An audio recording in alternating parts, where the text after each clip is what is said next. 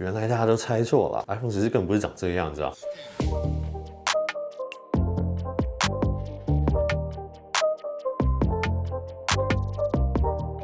大家好，我是苹果猎人。那现在越来越接近发表会，我们又有更多的 iPhone 14相关的爆料又出来。那每次到越接近发表会的这段期间呢，就会有一些让我们意想不到的这些新的设计或者新的功能，然后打翻我们先前所得到的爆料的消息这些部分。那我觉得应该算是好消息啦，看你的观点是什么。好，那我们就直接来开始吧。好，那苹果即将在9月8号的台湾时间凌晨1点有这个线上发表会那当然我们频道也会在这边跟大家一起来观看这个直播啊，然后做一些简单的翻译啊，然后大家可以一起讨论，就是苹果今年到底发出来的产品怎么样？但是呢，最重要的，我们在这边也会送出 iPhone 14。那相关的抽奖资讯，我们现在应该就是会针对有订阅频道的人，那更多的资讯我们会在发表会那一天的直播跟大家来分享，所以就记得订阅频道。好，那我们就先来讲这个 iPhone 14的部分。那首先呢，郭明奇分析师提到，他说这次 iPhone 14的这个超广角镜头，他认为会有一个非常大的进步。那以他给出来的这个数据看起来，就是在感光元件上面的尺寸增大，那应该是可以预判说，它在感光元件的画素上面应该还是维持1200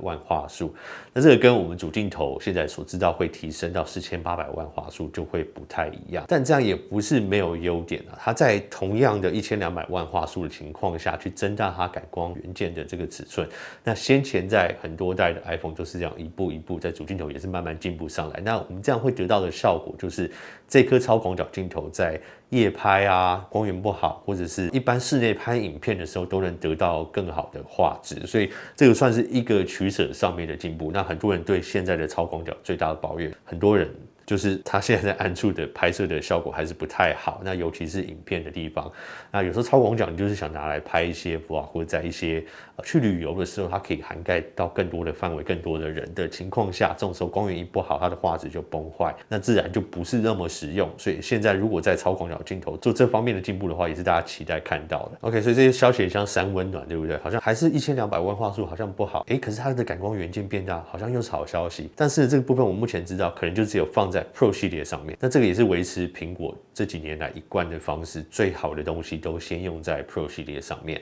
那我们现在在可能 iPhone 14跟14 Plus 或是 Max 上面看到的超广角镜头，也是会有进步，可就会是现在13 Pro 系列用的那一款。那你会得到什么样的实际的体验上、拍摄上的进步？就是它可以对焦，那它可以近拍。所以如果你现在用13系列啊、13 mini 或者是12 Pro Max， 你觉得它的近拍的距离太远，然后它超广角没有办法对焦的话，那你在这次的14跟14 Plus 或是 Max 上面就会看到这个超广角镜头的进步。那主镜头的地方呢，也是一样，它就是13 Pro Max 的这个主镜头下放到14跟14 Plus 上面，4800万画素的这个主镜头也是还是只有保持在 Pro 系列上面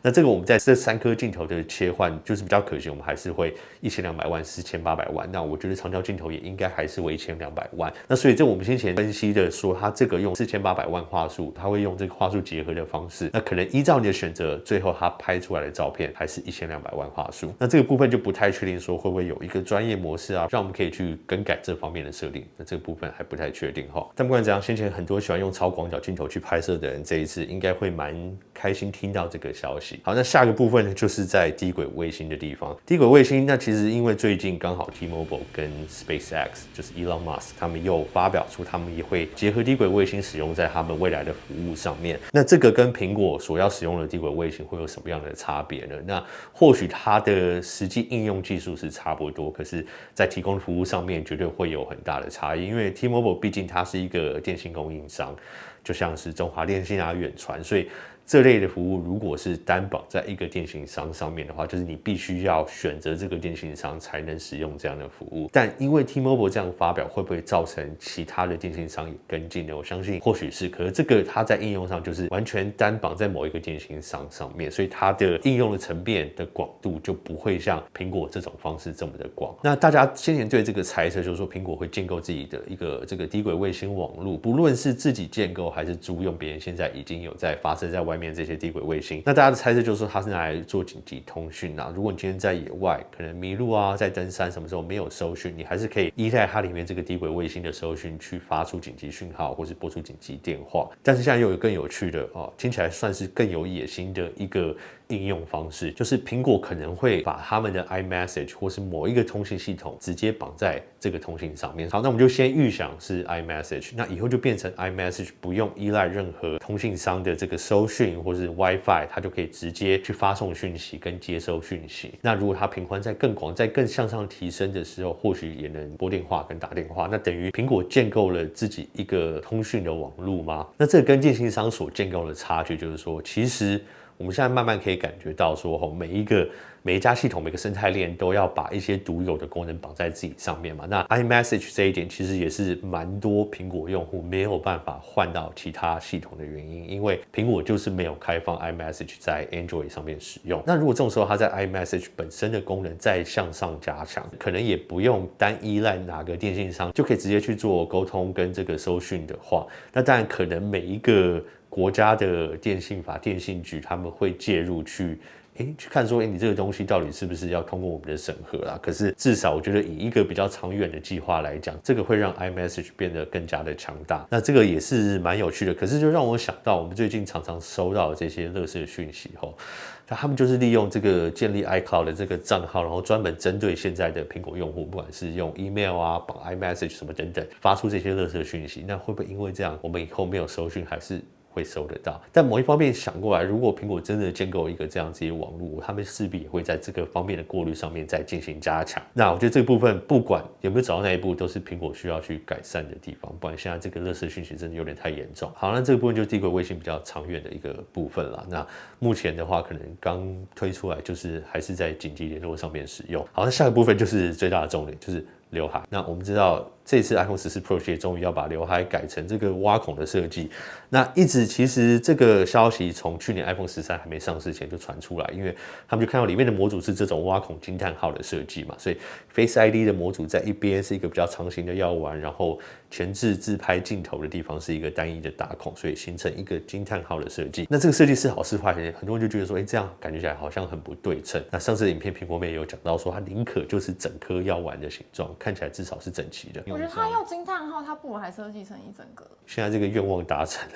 了，现在有一个不止一个啦，现在有蛮多消息的来源，那尤其是在这个包装盒上面 ，iPhone 14 Pro 系列的包装盒上面，前萤幕的图示并没有惊叹号，而是直接整个椭圆形的这个药丸打孔。那为什么先前传出来的消息都是惊叹号呢？因为先前的消息都是工厂传出来的嘛，他们看到前面镜头的模组就是中间是有2个分开的这样的挖孔，所以代表说它萤幕上面在这个药丸惊叹号中间这个地方还是会有画素的存在。那他们使用 OLED 的萤幕，就代表他们把这个画素关掉的时候，它就是呈现全黑的状态下，所以它就可以让整个惊叹号变得非常的整齐，直接呈现成一个完整的药丸打孔。那这个中间部分的这个画素或者萤幕，苹果要怎么去应用它呢？因为说真的，以我们消费者的角度看来，它也没有什么真的实际情况可以应用。那现在看起来，苹果就是会把指示跟你说，现在相机有没有 App 在使用你的相机，或有没有 App 在使用你的麦克风的这个指示灯，绿灯跟橘灯，放在这个上面，让它显示起来更清楚。因为现在的情况下是放在萤幕的顶端的地方，那同时间它又跟其他的画面一起显示，那有些时候你其实是看不太出来是不是它有开启这个橘灯或是绿灯。那现在把这个地方的画素关黑，然后做这样的应用的话，其实是更加的清楚。那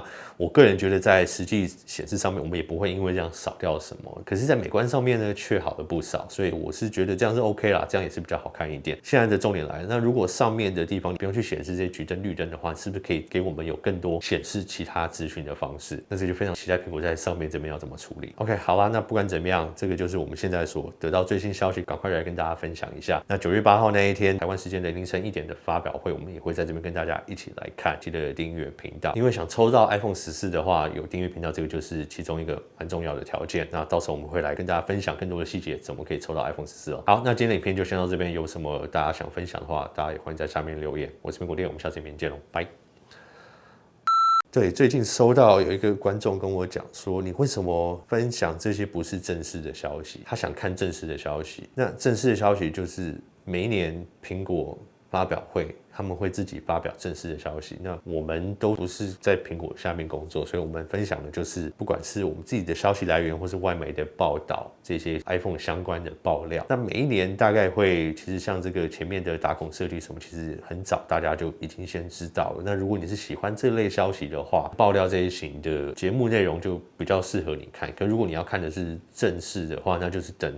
苹果发表那一天，然后到 apple.com， 然后去看他们正式发表出来的是什么，不要再去看其他不是苹果的东西。我不知道这样讲对不对？但是如果真的要很正式的评测，我们在发表之后，实际买来之后，也会上手做一些评测给大家看，那个时候也是正式的评测。OK， 好。